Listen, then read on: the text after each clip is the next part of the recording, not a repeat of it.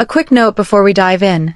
This script sticks to what's actually documented about Hannah Barron, her own public statements, established outlets like Fox News/Outkick, Bro Bible, and biographical coverage of her career.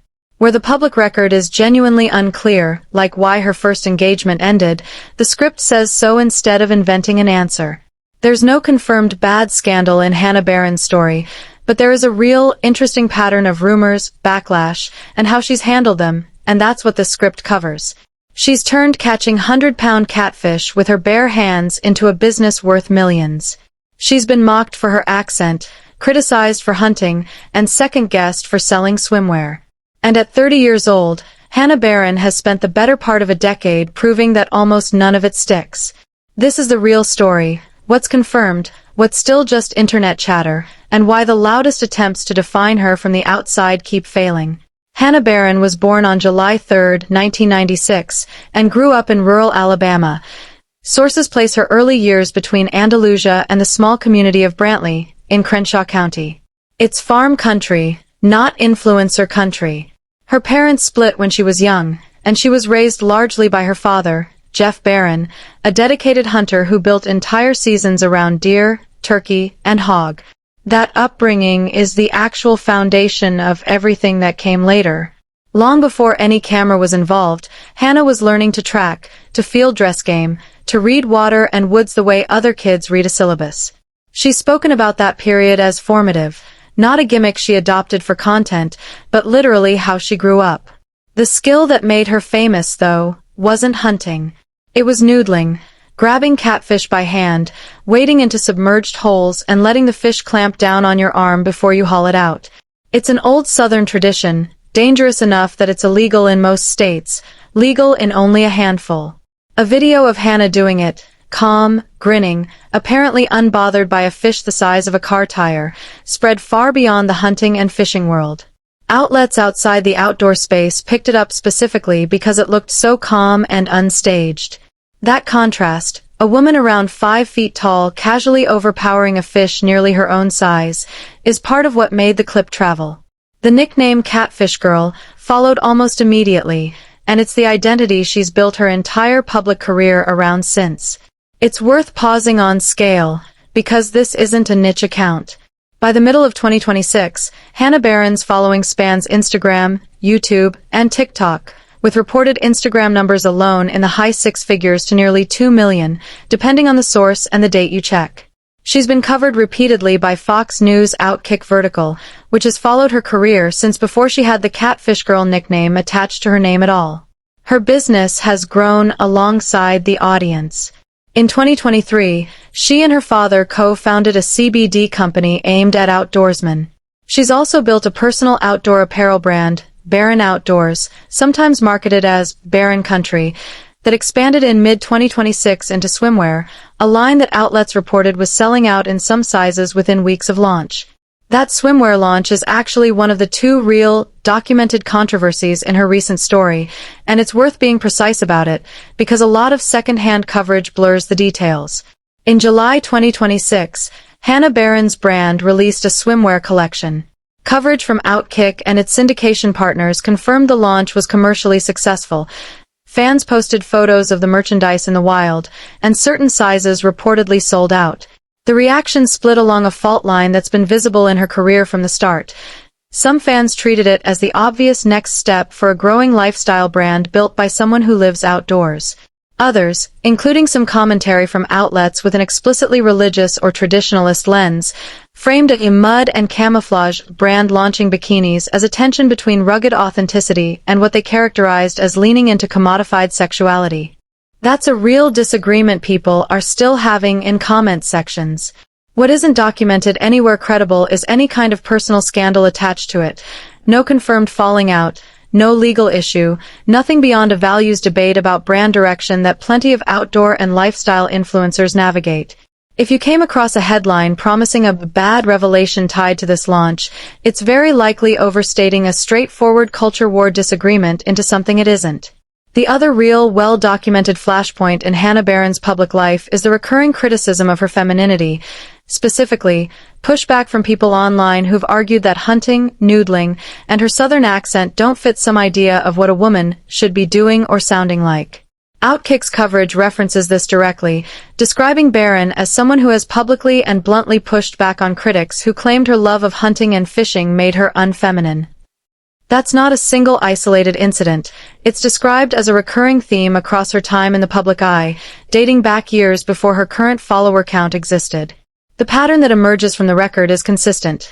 Criticism arrives, often framed around gender expectations or regional stereotypes, and instead of retreating from it, Barron tends to respond publicly and directly, which, based on how her following has continued to grow over nearly a decade, seems to work in her favor more often than not. That's a real source dynamic. It's just less shocking exposé, and more she's been arguing with trolls in public for years and generally comes out ahead. This is a part of Hannah Barron's story that generates the most speculation, so it's worth separating fact from guesswork carefully. Barron was in a relationship with fellow hunter Ryan Horton starting around 2016. The two appeared together in hunting content and on her social media for roughly 2 years, and multiple entertainment and biography outlets report the relationship ended around 2018 or 2019.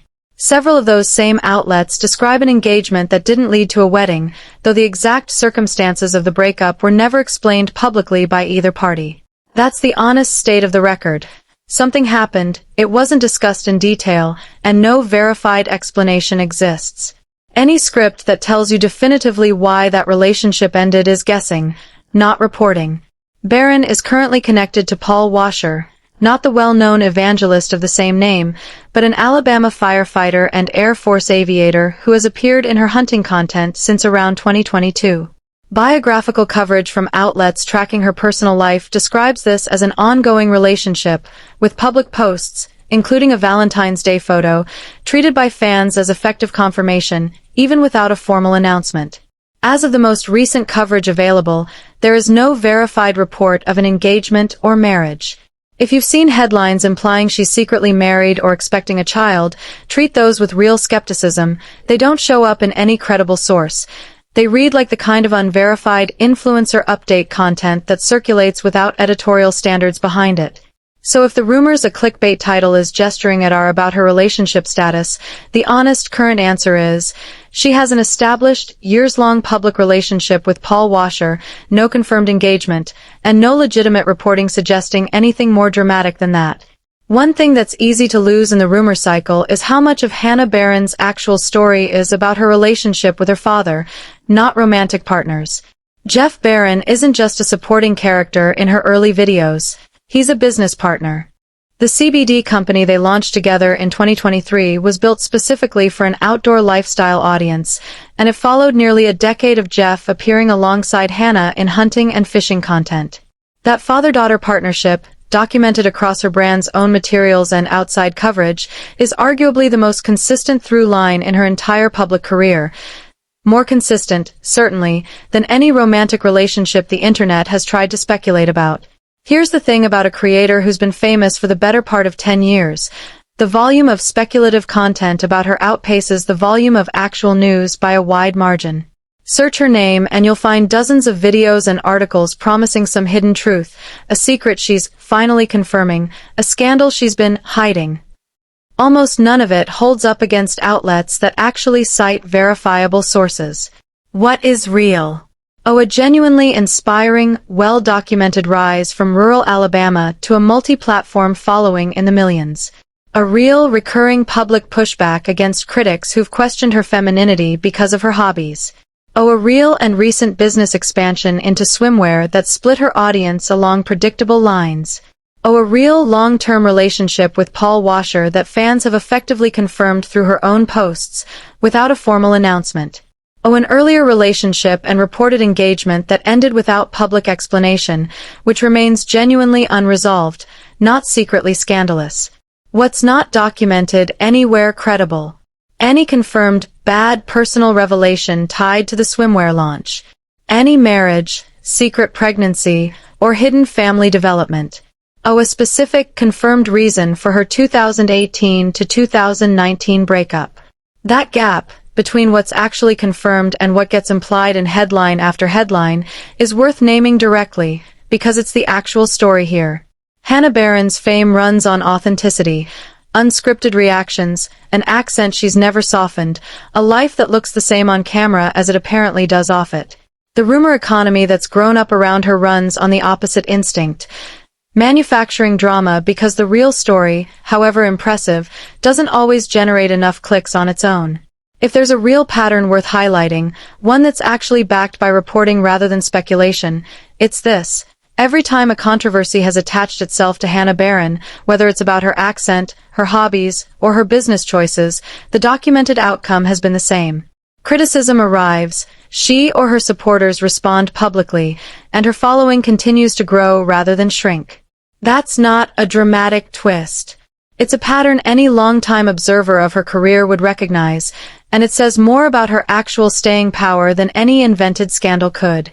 She didn't get here by chasing a viral moment once and coasting. She got here by being consistent. Same accent, same hobbies, same father standing next to her in the field, across almost a decade in a media environment that usually punishes consistency and rewards reinvention. So, at 30, has Hannah Barron confirmed the rumors, and is it bad? Based on everything actually documented, no.